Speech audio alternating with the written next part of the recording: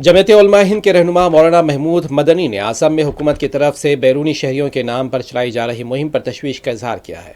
कामरूप में मीडिया से बात करते हुए महमूद मदनी ने कहा कि कई इलाकों का उन्होंने दौरा किया है और हालात देखकर उन्हें काफ़ी तकलीफ हुई।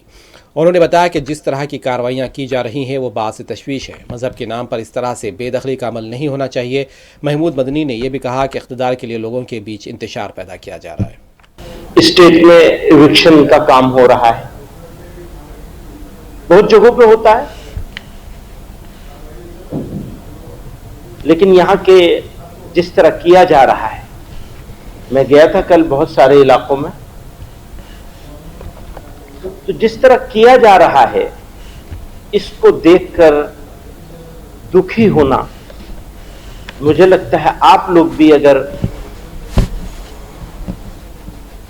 जाएंगे, देखेंगे तरीके को, सिस्टम को, तो आपको भी कष्ट होगा। मुझे बहुत कष्ट हुआ, बहुत दुख हुआ,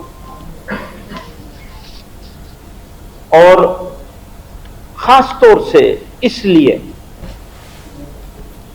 कि कौमें और मुल्क, कंट्री, देश सिस्टम से बनते हैं।